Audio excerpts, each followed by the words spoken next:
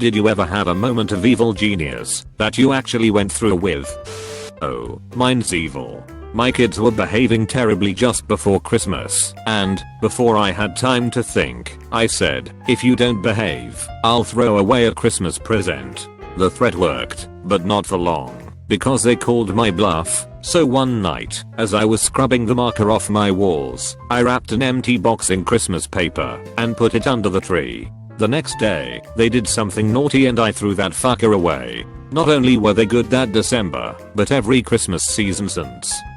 While working at my serving job, a little girl asked for a Sprite, and I told her sure thing. On my way back to the kitchen I then remembered that we only had Pepsi products and used Sierra Mist instead of Sprite. I brought her the Sierra Mist without saying anything, because she's just a kid, she won't notice, right? I came back later to check up on them and asked if she'd like a refill. She said yes. I laughed devilishly in my head knowing she had no idea she didn't get a Sprite. The fool. She had no fucking idea. God, I get a rush just thinking about it. When I was in high school during my second hour physics class I routinely had a bottle of Sprite with me. Every day the kid behind me would wait for me to get up and then would grab it and chug half of it as fast as he could.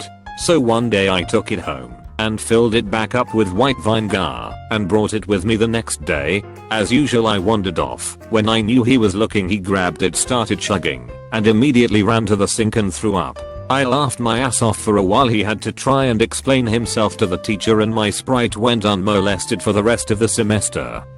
I was a small child, roughly 6 or 7. I somehow ingeniously concocted a plan to freak my babysitter out. She set me down for a nap. When she came to get me, I pretended not to wake up.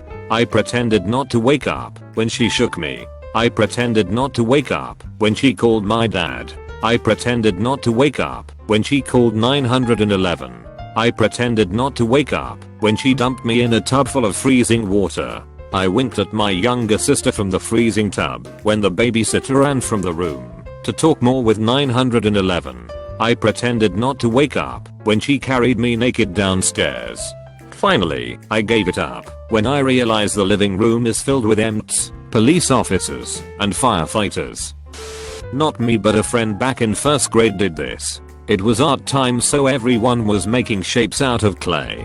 His creations kept getting smashed by the class bully. This stopped after he embedded a needle inside his clay volcano. It went through the bully's hand. Friend got in trouble. It was worth it, he said. Being a special ed kid I had my share of abuse, and for the most part got used to it.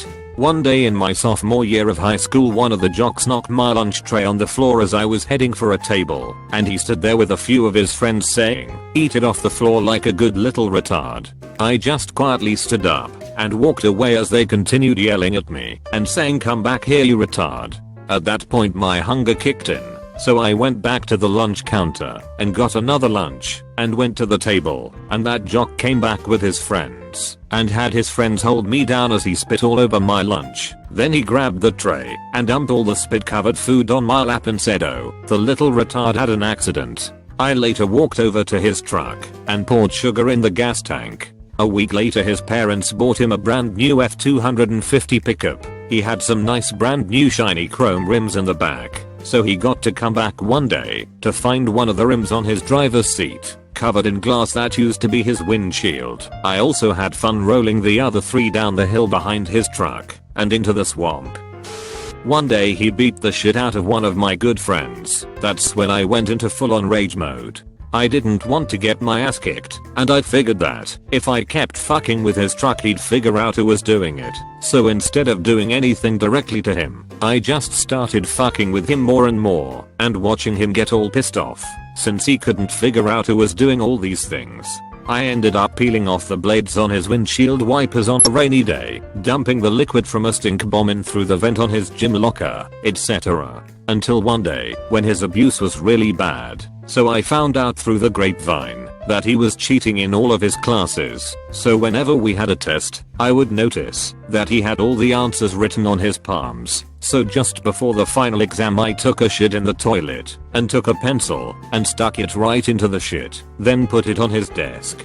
When the exam was about to start he said he had to go to the bathroom, where he washed his hands. The look on his face when he looked at his hand for the answer was priceless.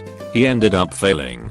Also, more recently a guy was hitting on my friend girl at a bar. She had just lost her brother to a car accident, and I was trying to cheer her up. The guy kept making passes, even when she waved him off. Then at one point the guy says, "Come on, let's go to my place. You gotta enjoy life while you can. You could die anytime." Just like that prick who hit the pole on 108 the other night. The prick was her brother. As we were leaving we saw that guy closing the door to his truck and walking back to the bar when he looked at my friend and said, "You're a cunt anyway," and went inside. I ended up succeeding in my quest to cheer her up when I pulled out my Leatherman and took off all 4 of his valve stems. Maybe this applies. I worked for a large multinational company that makes bleach. The entire department, 150 plus people, were told their jobs had been outsourced to Costa Rica via HP. Oh, and we had to train our replacements. Joy. The particular function I was in took me a year to learn, and I'm not stupid. There were 7 of us in this department. They gave us 2 weeks to train our replacements. Yeah, you see where this is going? Majority of the time our replacements were there, they were glued to YouTube. We explained many times to those who would care that these people were not getting it and didn't care they weren't getting it. It was generally taken that we were just trying to keep our jobs. Fast forward to 6 weeks after we had been let go. Each of us gets a semi-panic/pleaful call from someone at the bleach company basically saying help. In the 6 weeks since we left, HP had let the requests back up to over 6 times what we normally had in queue. 6 times the amount. Well, we all got together for lunch and discussed. I had gotten a new job by this point and wanted to stay. I recommended they each call HP back and say, "Sure, I'll help. $100/HR wonderfully." They all did. End of the story. 3 people were brought back as contractors for 3 years, making 3 to 4 times where they were paid as employees. Mission accomplished. In college I was sharing a dorm room with 2 of my best friends from high school.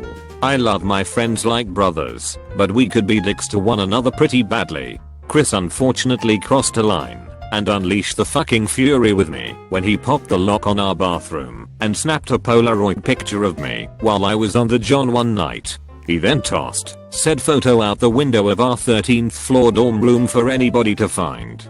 In the days that followed I learned to pop the lock on our shower door. It was basically a closet size room with only a shower, and also set about getting several pitchers of water to nearly freezing temperatures, just cold enough that ice started to form on the surface. I bided my time.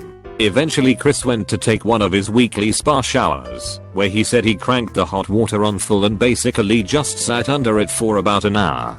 I waited a bit for him to hit the hottest water temperature, then I rallied the rest of my dormmates, handed out pitchers of ice water, then quietly popped the lock and opened the door to the shower. In hindsight we probably could have killed him by dumping ice water on him when he was as hot as he was, but at the time hearing him scream like a little girl and fall down in the shower was well worth it. I think I was in kindergarten.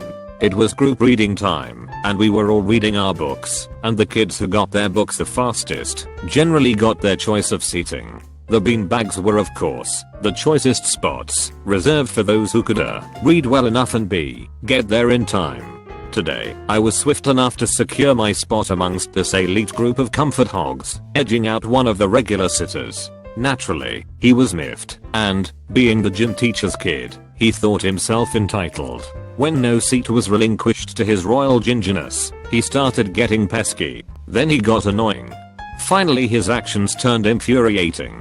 Things such as smacking my book into my face, lifting up girls' skirts, screaming in our ears. I was absolutely tired of this little fuck's actions, so I Captain America'd my book right into his little freckled face. Then, after getting sent to the principal's office, got the big boss to make him to apologize to me.